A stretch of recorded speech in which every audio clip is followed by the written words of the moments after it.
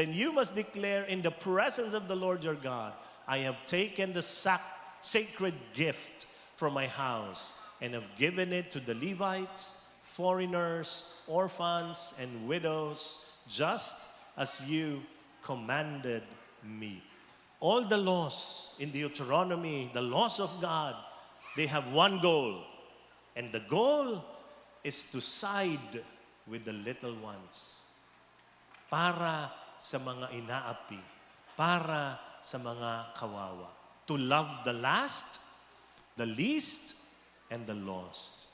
To help the weak, to protect the vulnerable, to defend the innocent. Yan ang batas na yan. Ha? Kaya pag binasa nyo, talagang may paborito ang Diyos, yung mga kawawa.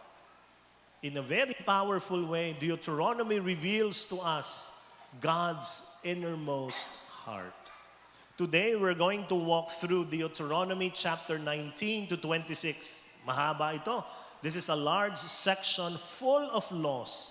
Sa mga nag-advance reading na, alam ko, binasa nyo na yan, nakita nyo, baka nalito kayo. Kasi yung batas na yan, napakadami, iba-iba. May batas about war, may batas about slavery, may batas kung paano pakainin ang mga hayop na inaalagaan mo. Halo-halo yung batas. Pero ito magaganda. Ang galing ng mga nagsulat. If you don't know yet, Deuteronomy chapter 19 to 26 is actually grouped in the order of the 10 Commandments. Nakaayos itong mga batas na to, depende sa 10 utos ng Diyos. Ilan po ang 10 Commandments? Ang galing niyo, ha?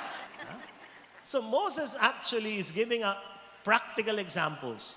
How do we live out the 10 Commandments, or how will they live out their daily lives? So, Deuteronomy is also a wisdom literature. Can you say wisdom?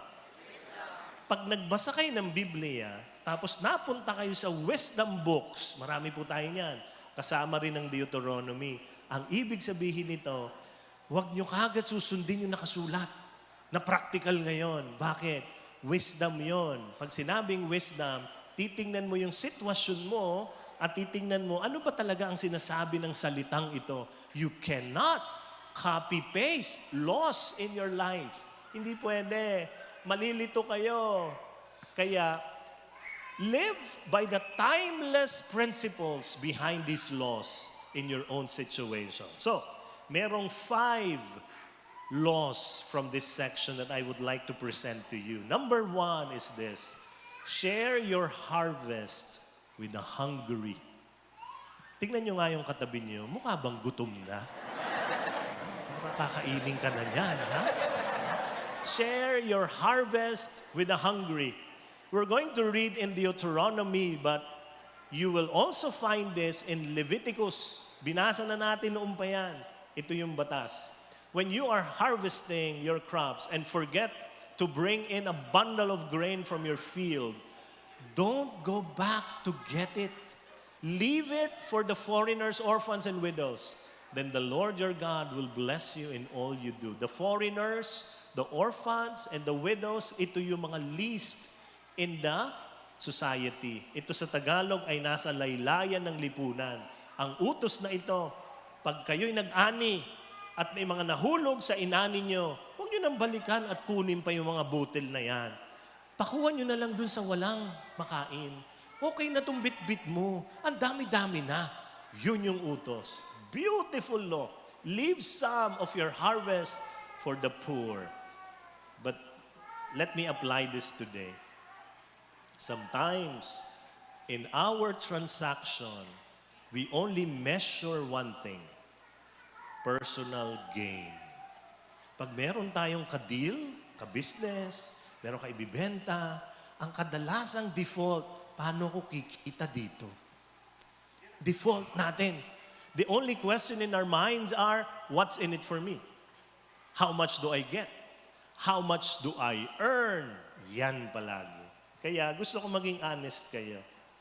Pag pumunta ka sa ukay-ukay, ikaw ba'y tumatawad pa? Tingnan niyo yung katabi niyo. Ukay-ukay na nga. pantalon, 100 pesos ang isa. Kung makatawad, 10 na lang, 10. Mahal pa yung botonis noon sa 10 pesos mo. Talagang huhut-hutan mo talaga. Bakit? Personal gain. Ito. Sino sa inyo mahilig sa taho? Taas ang kamay. Taho. Okay. Di ba? Taho, kuya! Paglabas mo, oh, mabilis. 10 pesos. Dito mo ilagay. Ano yung dala mo? Tabo. Pakipuno. Dagdagan mo ng sago at arnibal. Damihan mo pa. Diba? Sweet tooth ako. Diba? 10 piso. Tabo ang dala mo. Kawawa naman yun. Nagtrabaho pa. Ganyan tayo. Gusto natin, ako. But let me tell you something about business and life. Kayo mga nagbi-business, nako, huwag kayo masyadong makwenta. Yung iba kahit barya na, kinikwenta pa rin. Minsan kahit lugi ka, okay na, okay lang. Diba? Pwede na yan. Di naman yan. Kasi mawawalan ka ng suki pag grabe ka magkwenta. Lalo na yung suki mo na ang dami nang nakuha sa'yo. Tapos 100 lang, ayaw mo pang ipamigay. Sige, okay lang yan. Meron kaming binibilihan na gustong-gusto namin itong tindahan na to ng prutas sa amin, sa Forbes. I live there. I travel from there to here. Sobrang gusto namin yung mga prutasan na yun. Bakit? Ganito ho sila. Magugulat ka. Dami nilang customer. Lalapit ka. Pakwan. Kakatukin mo eh. Ewan ko ba ba't yung kinakatok ang pakwan? Baka may lumabas dyan. Napakinggan mo. Pag bibilin mo na, sasabihin niya, Kuya, ate, huwag niyong bilhin yan. Hindi na yan maayos. Ganun. Huwag na. Tapos pag may sira, balik niyo lang.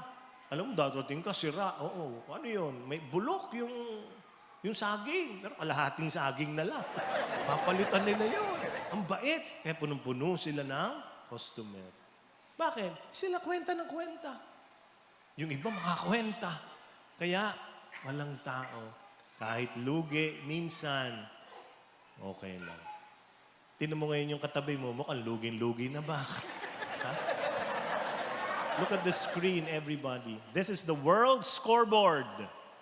Personal gain. Personal gain is the world scoreboard. What is God's scoreboard? Communal gain. Tayong lahat. Sige. Next question. Taas po ang kamay, huwag kayo mahiya, ha? Sino sa inyo rito ang gusto nyong magkaroon ng pera? Yan. Grabe. Yung iba pati pa ay, nakagano, no? Sino sa inyo gustong yumaman? Very good. Nako. Check this out. In God's kingdom, you cannot get rich alone. Wealth must be shared. So tingnan mo yung katabi mo. Tingnan mo, sabihin mo sa kanya, sabay tayong yumaman.